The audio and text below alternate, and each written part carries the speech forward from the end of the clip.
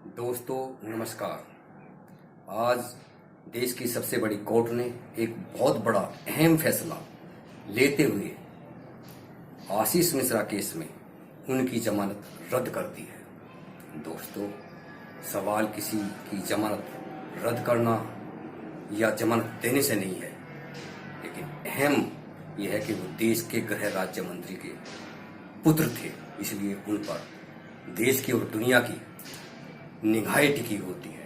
दोस्तों, जब जब इसके फैसले हमारे सामने या दुनिया के सामने आएंगे तो सबसे पहले देश और दुनिया हमारे गृह राज्य मंत्री की तरफ देखती होगी, उन पर एक निशाना होगा। दोस्तों, क्या ये अच्छा है कि देश का गृह राज्य मंत्री वो है जो पांच पुत्र के बाप का, हत्यारे का बाप है। ये मैसेज क्या दुनिया में अलग संदेश नहीं जाता हो?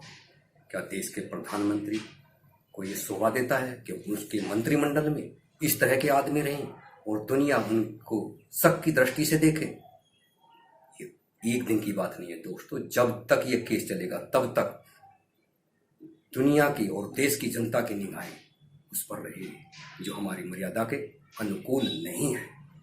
क्या मंत्रिमंडल के अंदर ऐसे या हमारी संसद में ऐसे संसद सदस्य नहीं है जिनको ये पद नहीं दिया जा सकता था?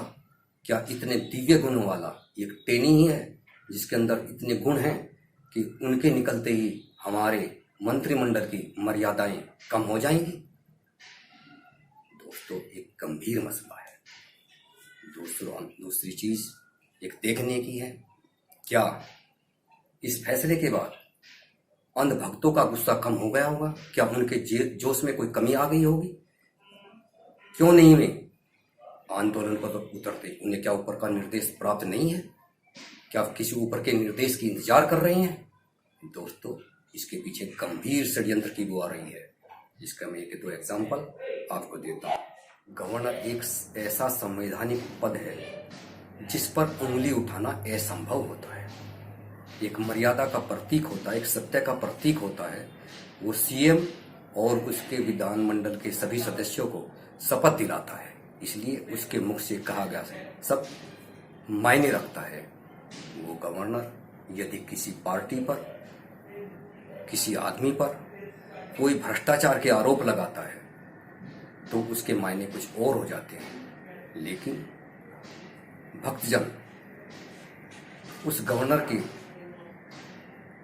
मर्यादा का ध्यान रख रहे हैं या किसी के निर्देश पर उसके खिलाफ नहीं बोल रहे हैं, एक सोचने का विषय है। दूसरी तरफ एक किसी राज्य के सीएम केजरीवाल हैं, किसी क्या दिल्ली के सीएम हैं, जहां पर हमारे प्रधानमंत्री और गृह मंत्री सब बैठते हैं वहां पर, और उन्हीं के निवास स्थान पर हमारे भक्तजन ऐसे पहुंच जाते हैं कि जैसे कि सीएम का स्वागत करने के लिए पहुंच जाते हैं। उन्हें कोई रोकने टोकने वाला नहीं है।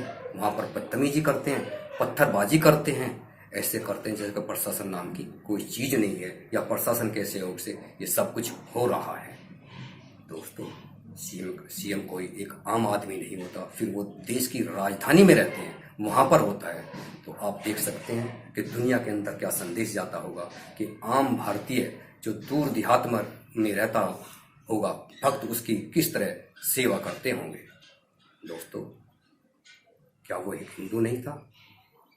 दोस्तों, क्या थार गाड़ी से कुचलने वाले किसान क्या हिंदू नहीं थे? क्या वे भारतवासी नहीं थे?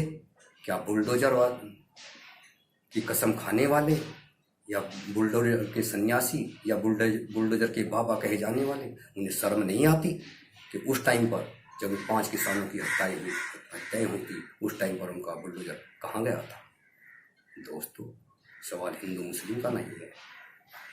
इनके कारनामों से एक षड्यंत्र की बू आती है कि ये किसी के इशारे पर ये काम कर रहे हैं। इनके पीछे कोई रिमोट कंट्रोलर दूसरा है जो जिसके इशारे पर ये किसी आदमी पर, किसी सीएम पर, किसी मुसलमान पर, किसी क्षेत्र पर कहीं पर भी जाकर कुछ भी करते हैं, इन्हें ऊपर से निर्देश होता है कि इस आदमी के खिलाफ बोलना है, इस समुदाय के खिलाफ बोलना है, इस समय ये काम करना है।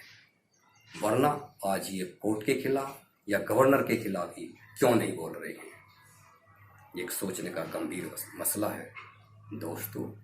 हमें इस पर यदि अब विचार नहीं किया तो ये कैंसर बहुत गंभीर रूप ले लेगा और हमें शर्म आनी चाहिए कि देश किस ओर बढ़ रहा है और हम आंख मूंदे उसका समर्थन कर रहे हैं। इन्हीं शब्दों के साथ धन्यवाद।